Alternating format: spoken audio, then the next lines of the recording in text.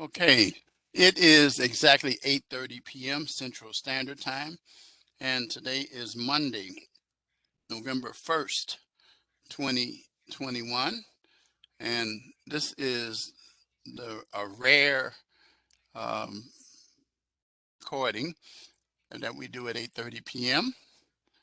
Welcome to week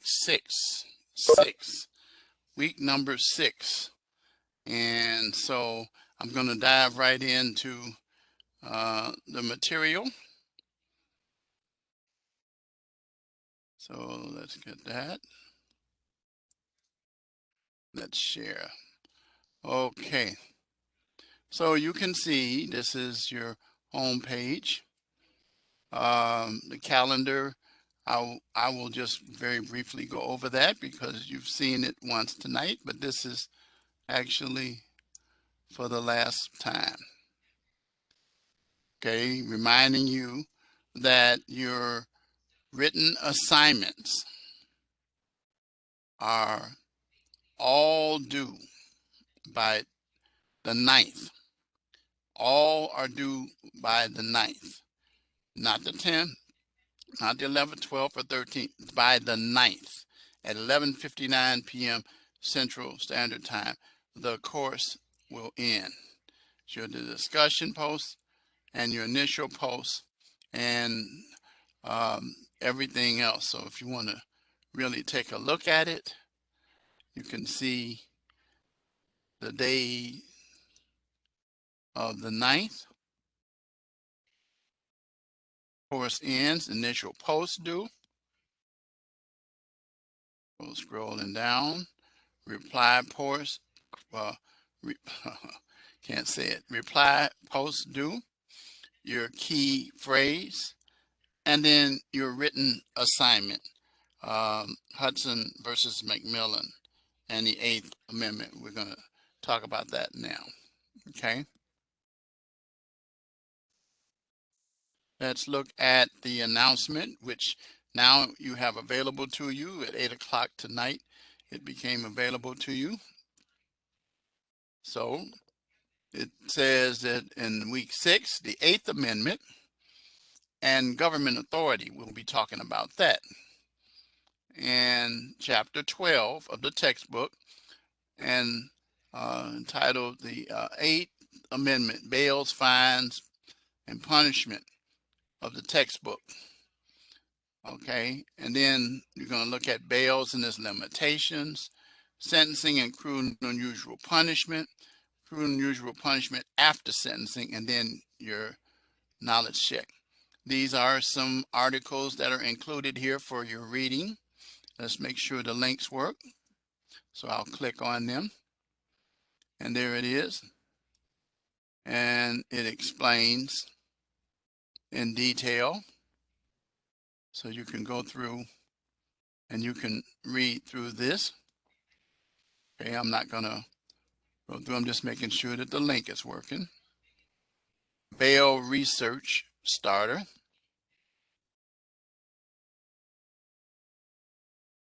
Here it is.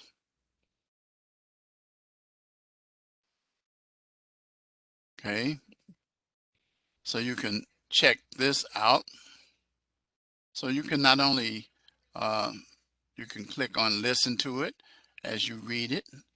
Money posted by person for their appearance. It explains what bail is. Cruel and unusual punishment.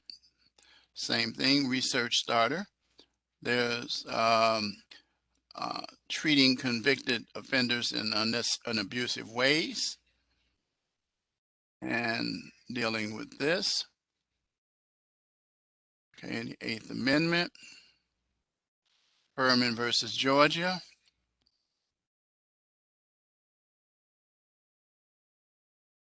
And then the different standards dealing with cruel and unusual punishment. I'll be talking about that in a few minutes. Cruel and unusual punishments.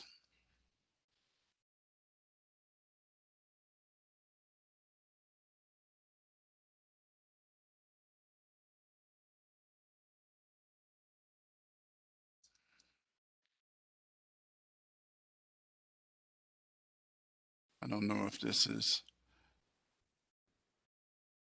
no, that's not it.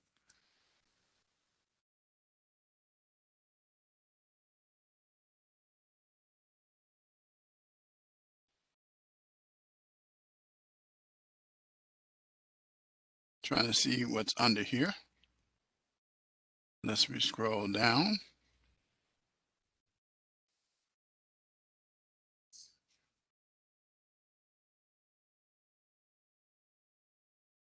Oh, okay, I see what it does. It gives you the law, codes, and so forth. Okay. Solitary confinement. This explains solitary confinement and the 8th Amendment and the 14th Amendment and so forth. Okay. And then know your rights, the use of force by correction officers.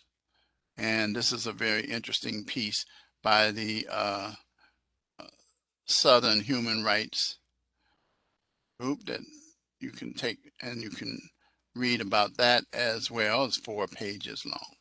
Okay. So anyway, the discussion assignment determining bail, I already told you when it's due. It's due on Tuesday. Tuesday. Not tomorrow, but next Tuesday. Okay? It's due Tuesday the 9th. Determining bail. And it tells you right here, it's due by 11:59 p.m. on Tuesday, and the reply post is due on Tuesday the 9th. Finally, the written assignment, Hudson versus McMillan, dealing with the 8th Amendment, is also due Tuesday, 11:59 p.m. Central Standard Time. All right. And this reminds you that the course actually ends on November 9th. Take time to do the student survey if you can after that as well. All right. So that's the announcement. Let's get into the topic. So let's talk about the written assignment and discussion assignment, and then we'll talk about these topics down here. So let's look at the written assignment first. Hudson versus McMillan. Now, this is the landmark case, okay? Now, I'm going to tell you right now. Click on this so you can find it. Now, if you can, there it is, utilize the official court citation. Do you see it?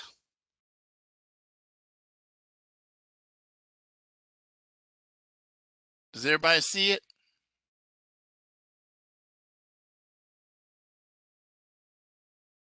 Okay. If not, I'll just put my mouse over here. This is it.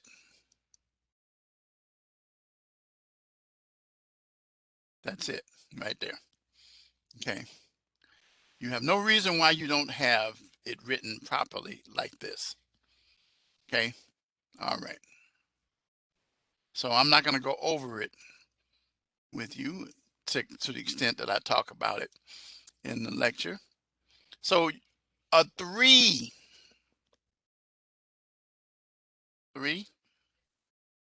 to 5. You can go, I don't care if you go 100 pages after 3. I had a few people who did that assignment number 3, and they were like 6, 7 pages. I didn't take points off. I did run them through Grammarly. I run all your papers through Grammarly to make sure. And it's very important for you to apply the minimum pages. I don't mind if it goes beyond that. Remember, it doesn't count the cover page. It doesn't count the reference page. Summarize the facts of the case. Summarize. Don't copy and paste the thing. Identify common factors that a judge would consider when determining Hudson's bail after his initial arrest, before trial or sentencing. Remember, I said the bail comes early. Describe the factors judges must consider at the time of sentencing. It's all in there. Discuss if the force used against Hudson was reasonable or unreasonable. Explain why and use the court decision to justify your decision. Cite credible source in APA format. That means other sources that you use, but also, most importantly, cite the case properly. Double spaced, not single space. It is going to be in the form of a Word document. That's how it's going to be submitted. Doesn't say that here, but that's what I'm telling you. Okay? Do not submit a PDF because I can't run it through Grammarly. Do not submit a PowerPoint. Do not submit a publisher. The point of the matter is I need it in a Word document. It's your benefit to do a Word document anyway, because you can always correct your own stuff. Okay? Any questions? Oh, let's go look at the rubric, which you already know, but I just want to show you again to be consistent. Summary of the case. Outstanding summary, demonstrating a thorough understanding of the importance of this case. It's going to be about cruel and unusual punishment and the Eighth Amendment. And incidentally, anybody who does not cite the Eighth Amendment of the Constitution in their papers, the U.S. Constitution, will probably have problems. I don't mean give me the whole thing. Just take some of the language you can take from the Eighth Amendment that apply to cruel and unusual punishment. Factors for bail. Provide that information. Which, by the way, speaking of correct APA citations, you do know that when you originally cite the case, not at the caption at the top, but in the body of the paper, the next times you cite it, you don't have to cite it the full Supreme Court case in order to satisfy the requirements. You know that already, right? In form of understanding APA and how to do it. You guys remember that, right? Yes? I mean, you can cite it throughout. Yes, okay. But that's the appropriate thing that you that's why like I have students that put it down there later in the bottom. It's okay, but you're doing yourself a disservice. Okay. All right. So anyway, factors for bail. Outstanding identification of the factors that judges consider when determining bail. You're going to find that there. And you might find it in the articles that you were given as well. Outstanding description of the factors that judges must consider at the time of sentencing. Consider factors for sentencing. Use of force. Outstanding discussion of use of force against Hudson, whether it was reasonable or unreasonable. Justify your position. Credible sources, we already talked about that, along with 3 to 5 pages. I will be looking at things like this to make sure, because I'm going to tell you something. You could have all the stuff up here, but when I get down here, if it doesn't satisfy 3 pages, it's not going to go here. It's not going to go here. It's going to go here. Okay. Somebody might say, oh, that's only 5% of the grade. Trust me, you don't want to do that. You don't want to do that. Difference in the A and a B. All right. Any questions about the assignment?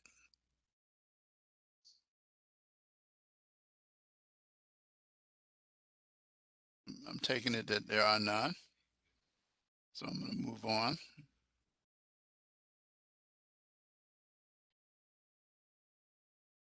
The discussion post, determining bail.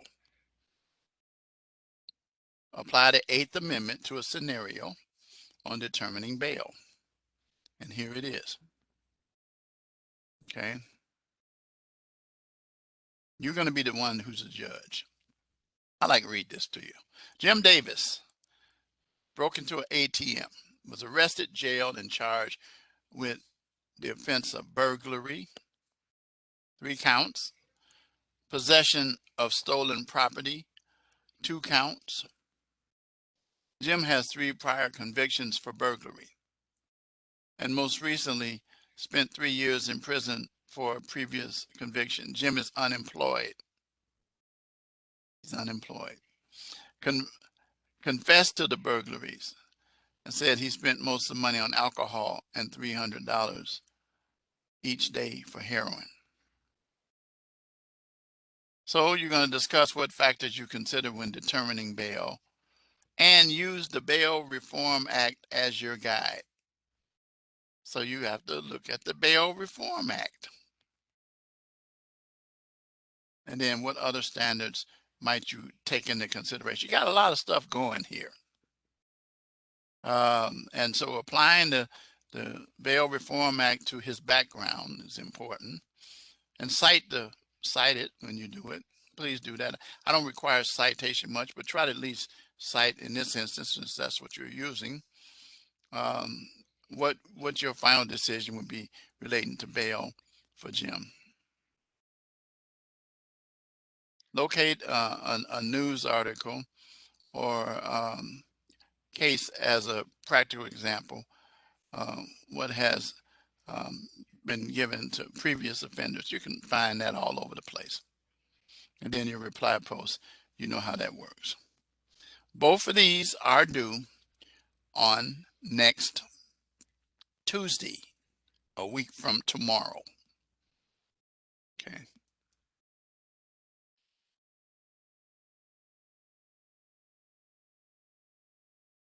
So now let's deal with some of these things here. We're going to spend a little time. This is really not that hard because dealing with bail and cruel and unusual punishment, they have cruel and unusual punishment and sentencing, and cruel and unusual punishment after sentencing. So we're going to go from that approach. So we're going to insert bail and its limitations. So we're going to just see what bail really is. What it is. So it is, you need to remember the Constitution law does not guarantee bail. Get that first.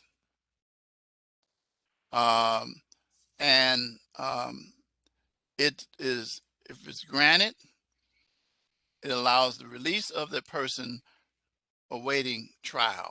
And they usually will impose conditions on the bail depending upon the history of that individual. And the problem, as stated here, is that there's a disparate impact on poor people, and people are not able to make bail. The jails get overcrowded. People lose their jobs, housing, and all kinds of issues, custody of their children. So the primary reason, do not forget this, for bail is to guarantee the appearance at a future court proceeding. That is the primary reason. That's the primary reason. Okay? And the Eighth Amendment of the Bill of Rights, which is the Eighth Amendment, says excessive bail shall not be required. Notice I didn't say bail was guaranteed. I said excessive bail shall not be required. Excessive bail shall not be required. In other words, the bail should be commensurate with the history as well as the crime that the individual is charged with.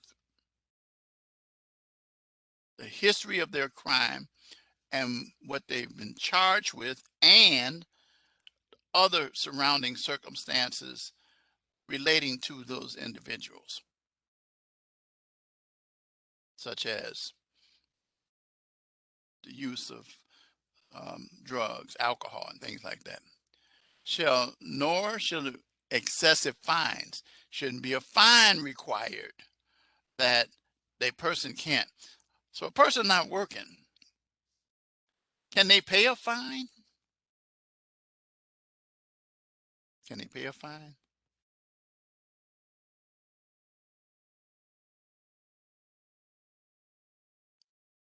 I'm asking, can they pay a fine? Probably not is right. And more than likely it won't be imposed. What I've seen done is imposed and then suspended. So I've seen judges do that. Nor, the last part, cruel and unusual punishment. Now, we're going to talk a little bit about that. Let's see what you said here. Yeah. Yeah. That's what we call an alternative. Well, yes, usually community service does not apply to bail.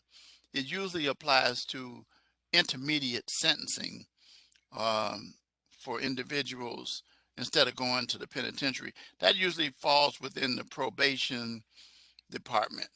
So I don't think quite as much used there, because you're having to work off community service.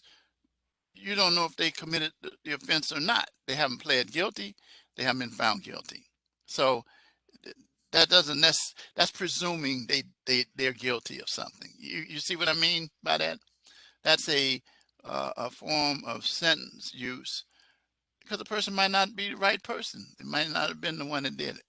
So it would kind of be improper to do that kind of thing. Now, what they might do is make a condition of bail attending to drug treatment, AA, or some of those type things. Um, so that's something close to it. But community service, I think, would more like fit with probation. All right. So now we're going to talk about this Eighth Amendment thing.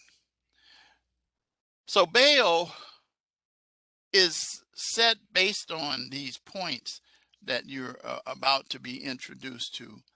Um, Going way back to 1951 when I was a year old. So that's a long time ago. So it gives some idea about what is considered excessive bail. When bail is, it says here that in this case, for violating the Smith Act, a law that outlawed attempts to advocate, abet, advise, or teach government violent destruction. That's something that's happening now.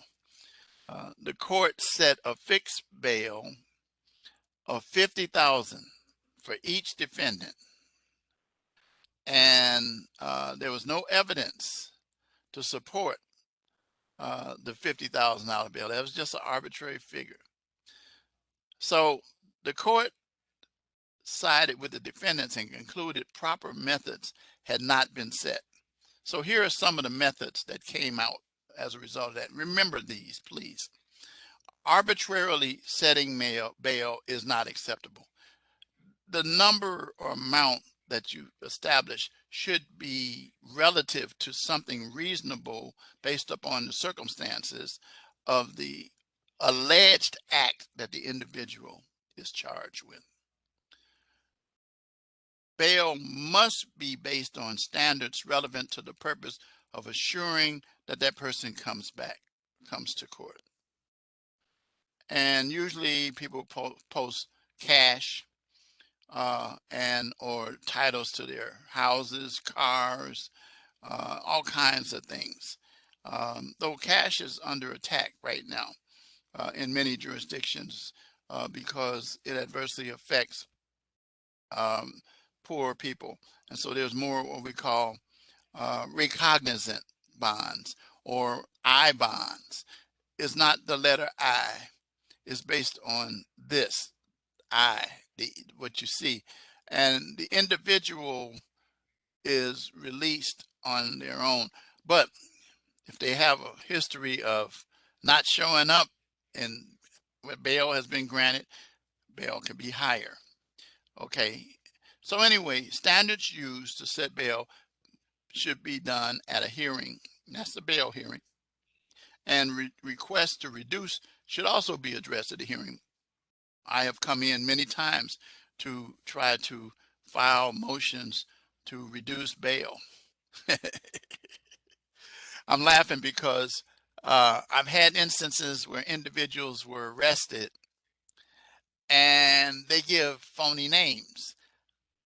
And when they get arrested, they give phony names. So when they come up on another case later, you usually will hear John Jones, also known as John Smith, known as John Henry Smith, known as Snoop Dogg, so and so, so on. I'm just giving you some examples. The more names you hear of that individual in the bond hearing, I'm sitting there as a lawyer doing this, like, dog. The dude is basically saying, or a person, that they are in the system, and then the judge is tipped off before they even read anything else. Okay. So that's why I always tell my clients, if you get arrested, give your real name. A lot of times what they try to do is they give their first name and then maybe their mother's maiden name or something, or somebody in the family. It's just crazy, crazy. Because there's something that's always going to be able to, if you've been in the system before, that's going to always tell it's you. What is it? Anybody know? It's not related to bail, but anybody know?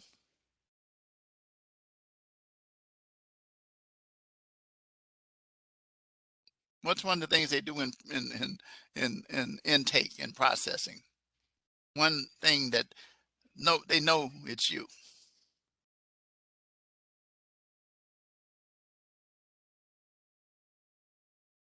You're slow, so it's fingerprints. The fingerprints, unless somebody got it and I didn't get down there.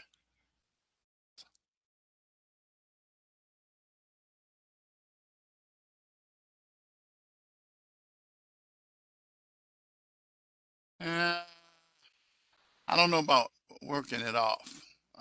Again, that goes back. Yeah, that's the community. Yeah, fingerprints. Okay, you had it down there. This thing is not showing me everything that I need to see. Yeah, fingerprints. That's it. That's the answer. Not picture, but fingerprints, because you can have a twin. But even if your twin's not gonna have the same fingerprints. So the Bail Reform Act of 1984 came about and set the standards that actually began to go across the country. So the person uh, with a reasonable bail should be able to make that bail and or be able to get out. It's hard for a defendant to work with an attorney when they're in custody. Trust me, I know. And it is also dangerous to the defendant. Not because they will get physically hurt. There are dudes waiting in jail for you to talk to them and they will turn on you and testify against you. I had it happen. I had a case won, client of mine. I had told him don't talk to nobody, but his cellie convinced him that if he did sudden, told him things, he could help him get out. He helped. What he left out was help himself get out because he he he had some important information.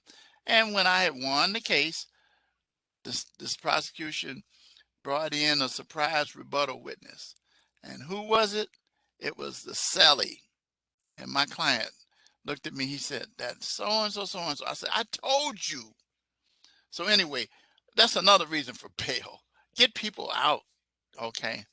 Now, I do have some debates about bail with people who have drug and substance abuse problems where they commit crimes. I had a client who lost his life, and I hardly recommend it, but I recommended they don't get him bailed out. And they did bail him out, contrary to what I told them. And he got out on bail, tried to commit a residential burglary because he was hooked on that stuff to support his habit. And he got killed in an escape running across the expressway, hit by trucks. So anyway, so the point of the matter is, bail is there to assure that the person will appear. And remember what one important statement, and that was what I was talking about earlier about the community service. People are presumed innocent until proven guilty. That's why you can't impose stuff like that on somebody like that. Although bail may help ensure appearances or prevent defendants from reoffending, hopefully, while on bail, such as bail jumping, it is absolutely not perfect, as we already know. So there are different kind of bail types. And there's what we call, as I was telling you earlier, there's cash bail, signature bond. That's what we call personal recognizance bond, or I bond, as I was talking about a few minutes ago, or property bonds where people pledge their house and mortgage and things like that. Um, so there are certain types of documents that you deal with this. So they talk about here the appearance bond. So I don't know if this works. I'm going to just check to see. Let's see. I'm going to see if it's working. Just so for you. Okay, this shows you what it's like. Okay, this is cool. This is exactly kind of document we see, and it lays out stuff, and it's filled in. Okay, that's cool. That shows you what an appearance bond look like. That's awesome. That is good. I'm glad it works. Also, so cash requires money to be posted, and usually the posting is not the bond itself. So the traditional bail, if you have a $25,000 bond, what would you say would be traditionally the amount that you'd end up having to post if cash? How much would you say?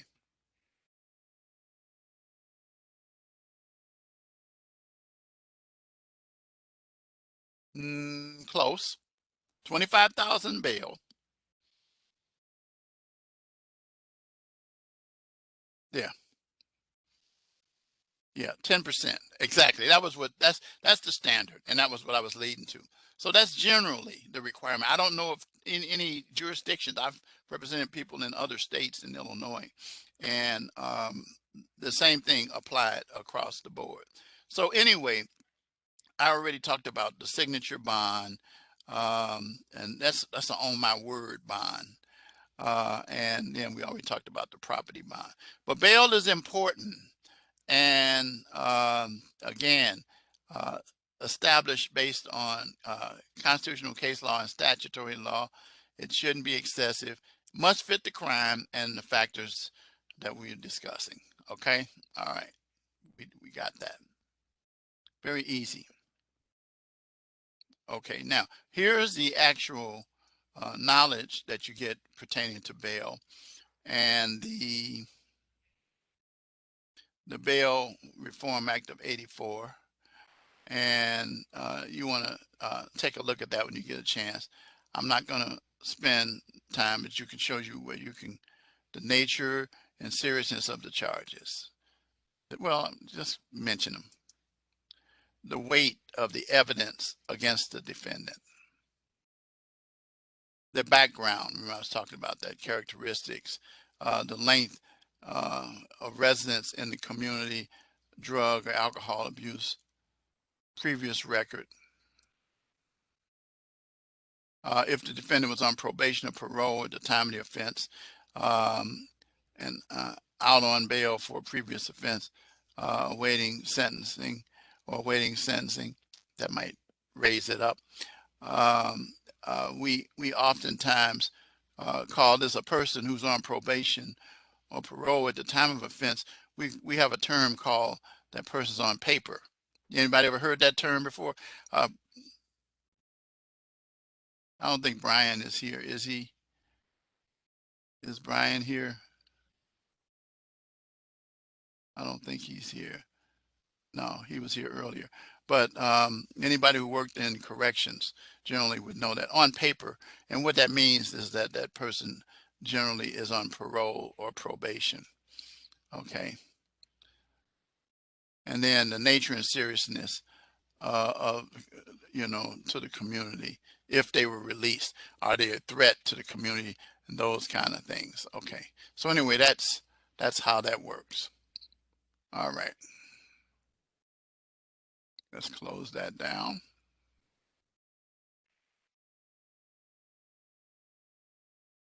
Okay, so now sentencing, and we're going to switch now to cruel and unusual punishment. So the Eighth Amendment of the Constitution says that sentencing should be commensurate with the crime.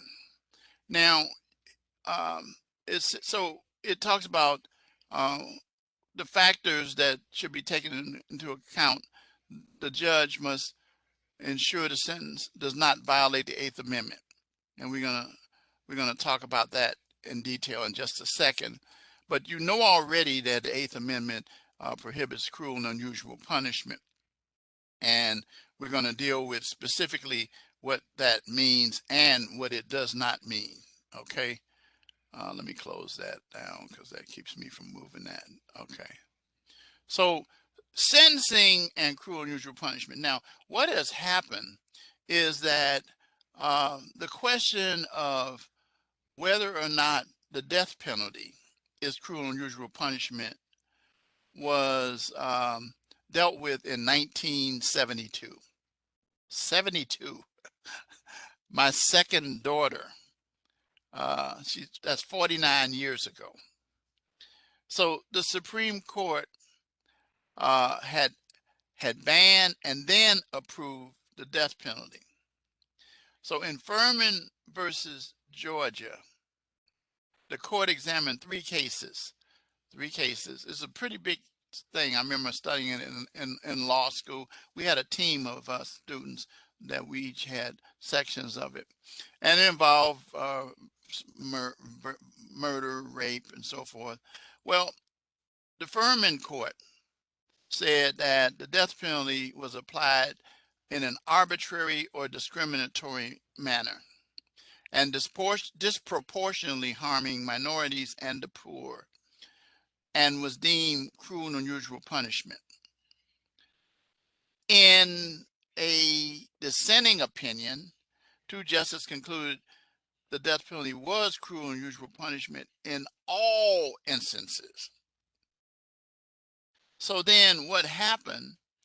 The death penalty, so in Furman versus Georgia, said, so, whoa, what happened? What happened? Well, 4 years later, the Gregg case came along in the same state, said the death penalty was not cruel and unusual punishment, and said its potential to be effective was for deterrence and retribution. We have discovered, quite honestly, that the death penalty is not a deterrent to crime. People continue committing crime. The only one who is deterred is the person who was ultimately executed. And so Gregg overturned Furman, and Georgia made changes to the standards. See, that was the key, which reduced to the potential for discriminatory application of even today. So notice the way it is today. Today, the death penalty is legal in 28 states and unlawful in 22 states. You can check your state to see if you have a death penalty. Illinois does not, neither does Wisconsin. I don't know about Minnesota. I don't know about Florida. I would presume Florida does. Anybody who knows the answer to those can let me know. But the states may decide to use the death penalty. However,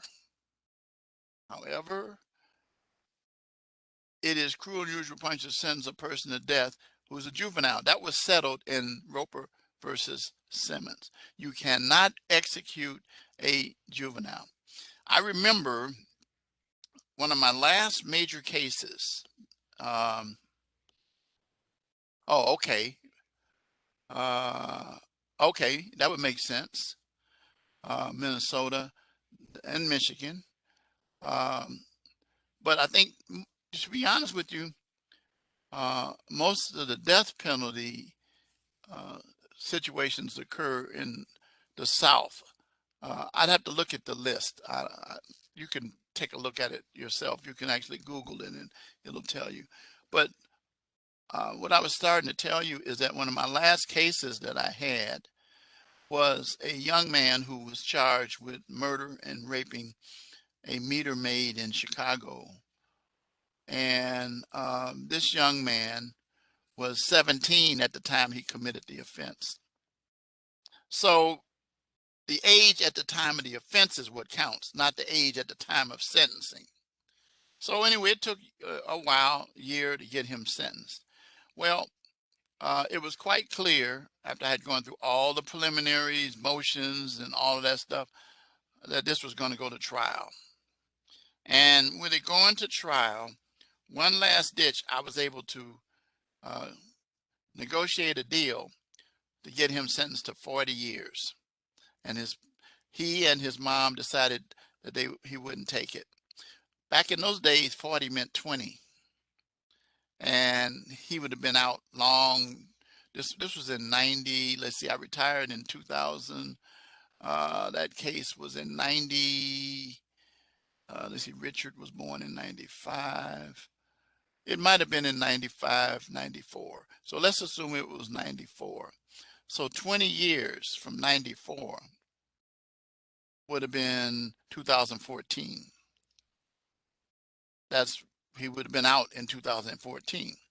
But instead, life took over, and so he was sentenced to natural life. So anyway, it was clear that he couldn't have been sentenced even before Roper in Illinois, that they wouldn't give the death penalty. But many states had conflicts as to whether or not they would execute juveniles, until finally this landmark decision in 2005, since 2005, and it has not been overturned, saying you can't execute a minor. Okay. They can get natural life, but not death penalty. So proportionality, and it's in bold print that says the whole thing in a nutshell. The crime of the punishment must fit the crime. That's what proportionality is about. It cannot be arbitrary or capricious. It had to fit the crime. That's from Solemn versus Helm in 83 case. I remember that one real well. So dealing with sentencing. And there were many other things that happened in some jurisdictions. Like Illinois, we revised our sentencing statute, House Bill 1500 in 1977. I worked on that project with lawyers while I was at Northwestern and wrote a paper on it that's still in the library at the school there, somewhere, they tell me. But anyway, the Solemn Court decided that the gravity of the offense and harshness of the penalty was to be taken into consideration. Sentence imposed on other criminals in the same jurisdiction for the crimes themselves were also taken in consideration. And then there were commissions of the same crime in other jurisdictions. They could also look at those and see what they did. And so here are a few cases that, to close out, talking about what cruel and unusual punishment is. Robinson versus California, um, Lockyer versus Andrade, and then finally Graham versus Florida. Very interesting case in 2010. I already told you, but the death penalty says the court examined if sentence a juvenile offender to life in prison for armed robbery was cruel and unusual punishment for armed robbery. The majority applied the proportionality test that I just talked about and said that life sentence for juveniles who commit non-homicidal offenses have been rejected everywhere. And the juveniles should be able to atone for their decisions. So what happened is that uh, the justices decided that it was a problem. So a cited case that they talk about in this lesson that we just talked about into cruel and unusual punishment at the time of sentencing. This is that Graham versus Florida. A proportionality analysis, the justices said, must be supported by objective facts to avoid unconstitutional sentencing. After a sentence is handed down, the convicted defendant is turned over to community corrections or incarcerated. That was what I was talking about probation and then community service and stuff like that. That's when we come into that. Some may be sentenced to death penalty in capital cases and spend years on death row awaiting execution. By the way, you should be aware that the average time for a person on death row is 10 to 15 years. 10 to 15 years. And there's all kinds of things that happen when it comes to executing a person. We don't execute sick people. Sounds funny, but you know, you don't. You have a last request. Y'all all heard that before.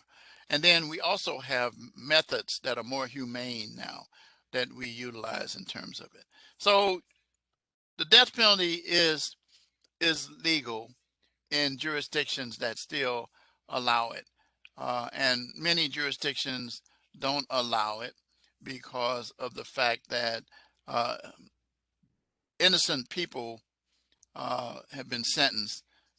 And then if they were executed, like right now, there's a young man, I was just reading about this young man who is in, I don't know, where is he? Florida, Texas, someplace. And they're trying to save his life because he's scheduled to be executed on the 20th of November. But the point of the matter is that you stay on death row for a long, long, long, long time. All right, but don't fear what happens to people who don't. We had people like John Wayne Gacy, who was executed. We had Richard Speck, who killed nurses before they did away with the death penalty. And then if you go to Wisconsin, anybody remember Jeffrey Dahmer? You remember that name? Jeffrey Dahmer? They did a movie about him. And there was no death penalty there because he mutilated, ate flesh, all kinds of stuff he did. But do you know what happened to Jeffrey? Anybody know? There was no death penalty in their state, so yes. Yep, killed in prison, gang attack. Yeah, yep. So uh, it was like he got his sentence to death but it was not executed by the state. But let me just say it this way. Uh, People who do those kinds of things, a lot of times, they don't have the best protection in prison, if you know what I'm saying. And that's that's that's the realities of it. I mean, it's there, it's there. So anyway, um, cruel and unusual punishment after sentencing. After sentencing. So prisoners find themselves, behind bars. They have all kinds of issues that they're dealing with, and uh, you have to recognize that there is it's a it's it's a little different when you're in prison. Um, so look at what they're talking about is cruel and unusual punishment. Things like this. If a prison guard would ignore an inmate's injuries, um, could constitute cruel and unusual punishment. Failing to provide for mentally ill patients would violate it, as well as demonstrated in the Brown case. Overcrowding um, with poor living conditions could also result in constitutional issues.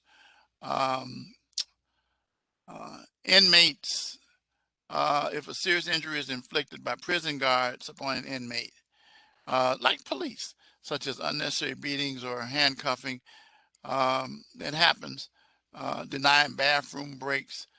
Those are kinds of things we're talking about.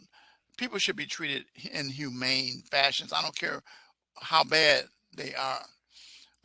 You can you can exercise reasonable force, just like as a law enforcement officer outside, to keep things under control and those kind of things. Well, there's there. So it says, however maliciously or sadistically, regardless of injury sustained, would be unlawful. Remember Hudson versus McMillan. Okay. So the force must be justified. That's the key thing. All right. So you don't treat inmates like they're animals.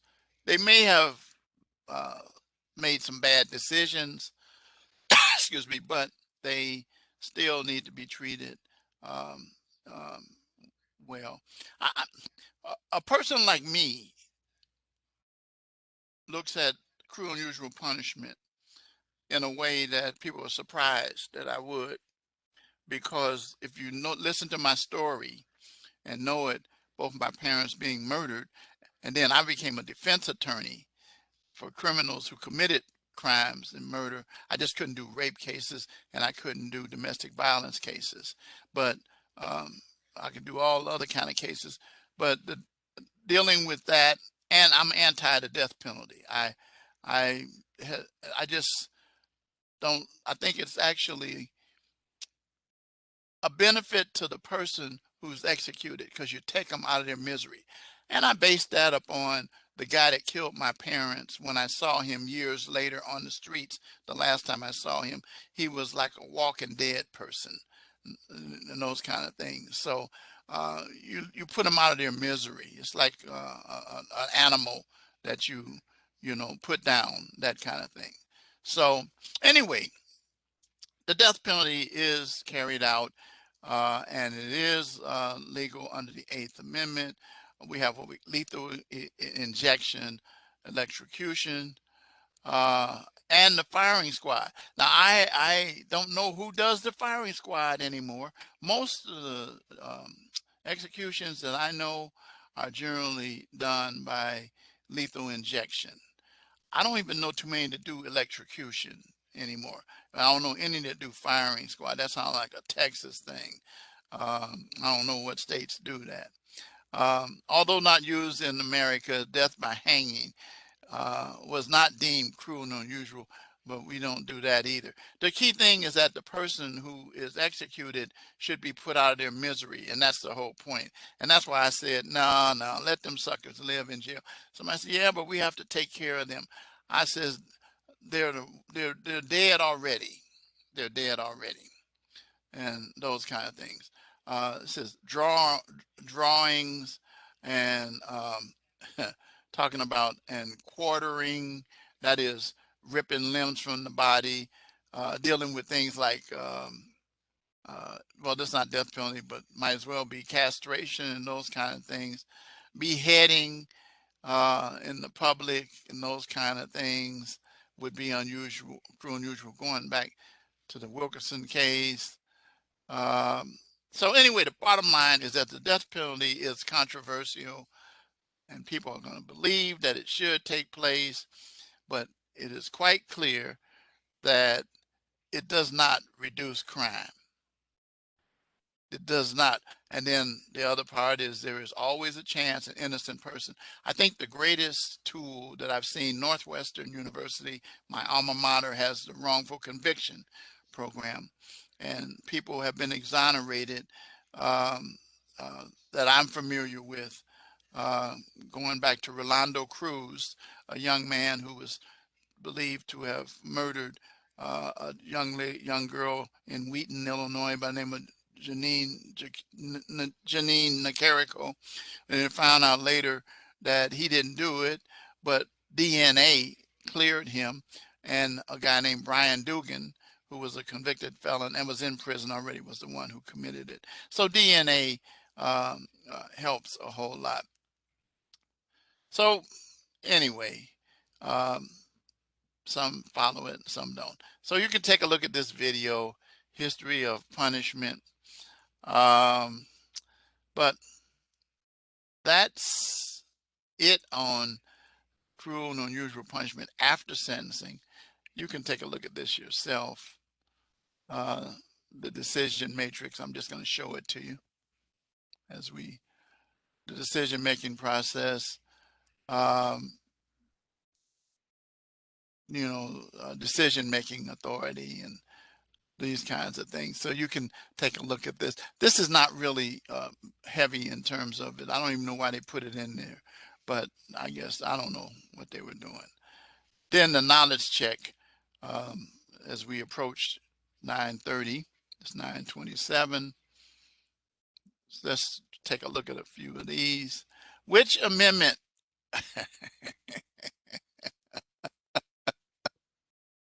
Okay, I'm not even gonna finish the sentence.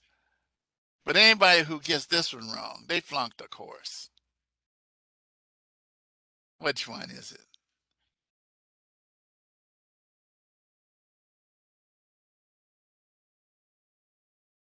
Anybody want to think of another one? Okay. Gress said, no, I got it. I got this one. Well, Gress, you're absolutely right, and you passed the course. Maybe. I'm messing with you, you know what I mean? Gress has been a student of mine before, and he's done pretty well. So, uh, yeah, the correct answer is the Eighth Amendment. The First Amendment applies to freedom of speech, and the Fifth, we already talked about that a whole lot. And then the Sixth, we talked about that a whole lot. So last week, when I say last week, that was like an hour and a half ago. Okay.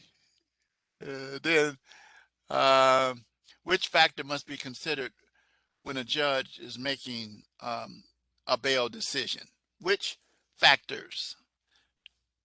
Nature and seriousness of the charges, the defendant's background and risk to the community, the weight of the evidence and veracity of witnesses, the nature and seriousness of the charges and the victim's background, the nature and seriousness of the charges, time and date of offense. So I would say that most of these have some good stuff in it. It could trick you, but there's one that's absolutely true all the way from the beginning to the end. What is it? Gress says number one. Is he right? Okay. Samantha says, yep. What about you, Sylvester? Is he right?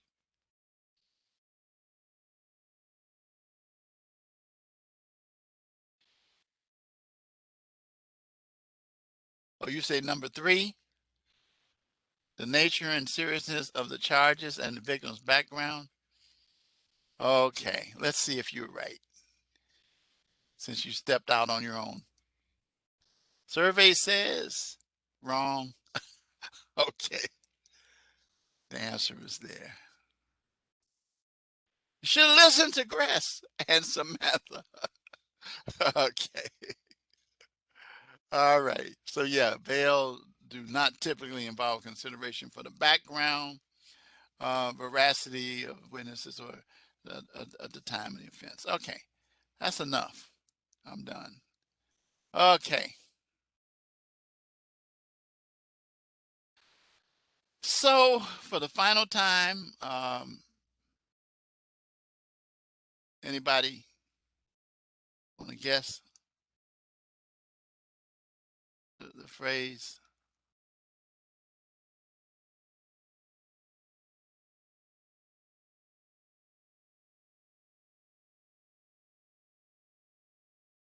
Take a guess.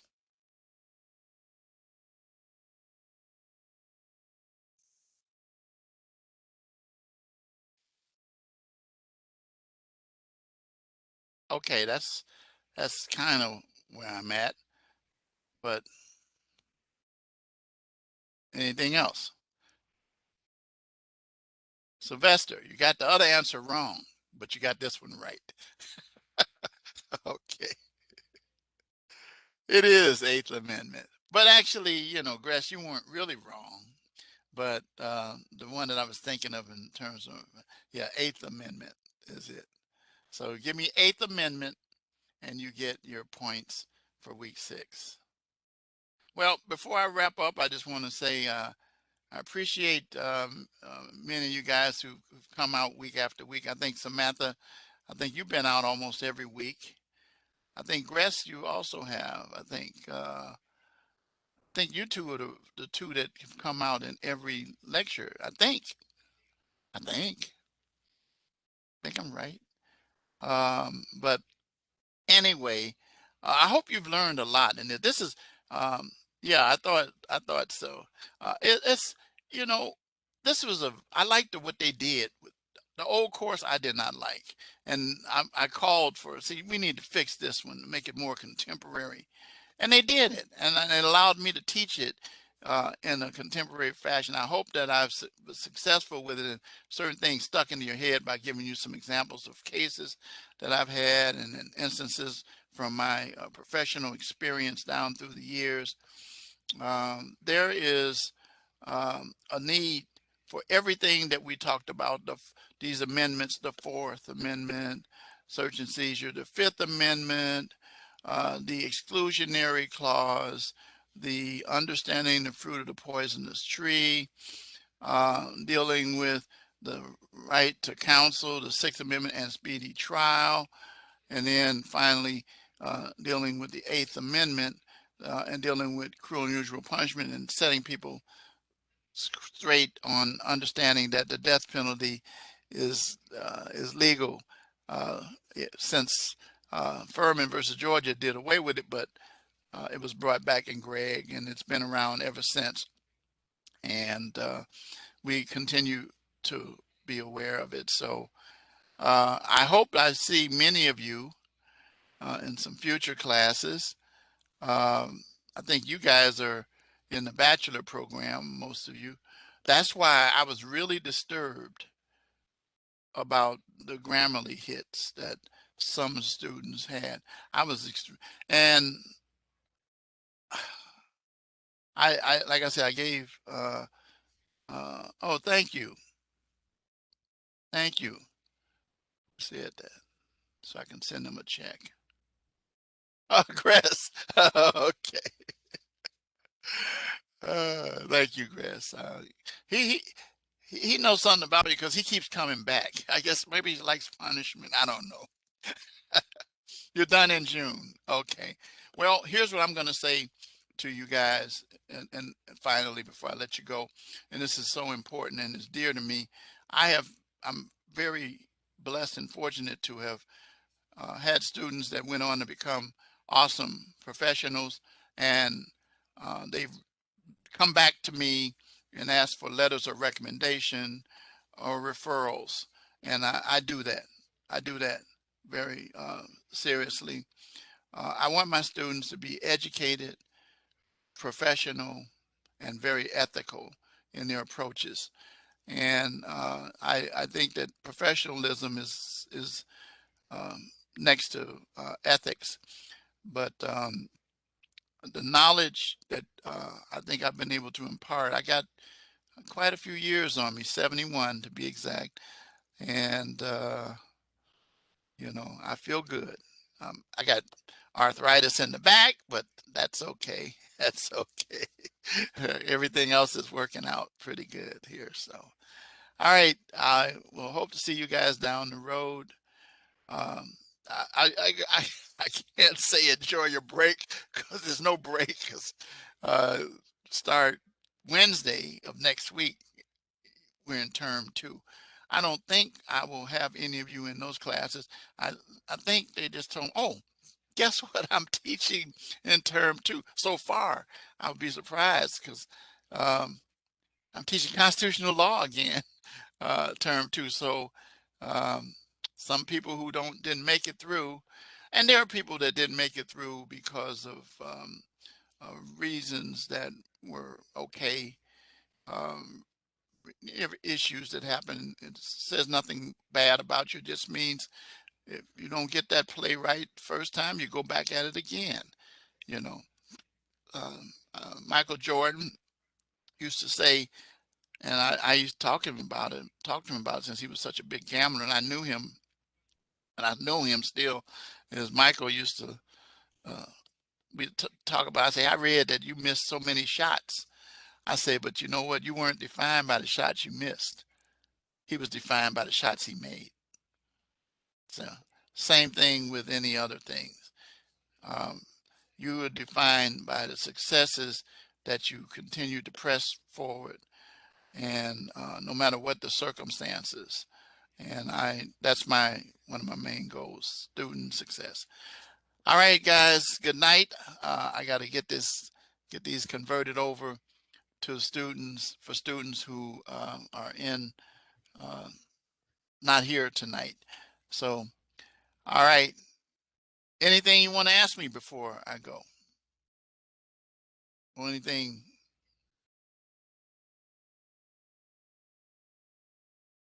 Let's see.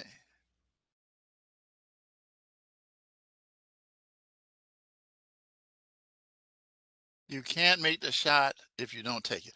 That's true. That's a true. Scary people, right? It says, uh, you know, yeah, yeah. Yeah.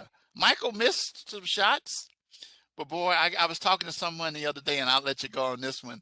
I was talking to a guy who came to my house to do some work, and he's from, and actually, he wasn't at my house.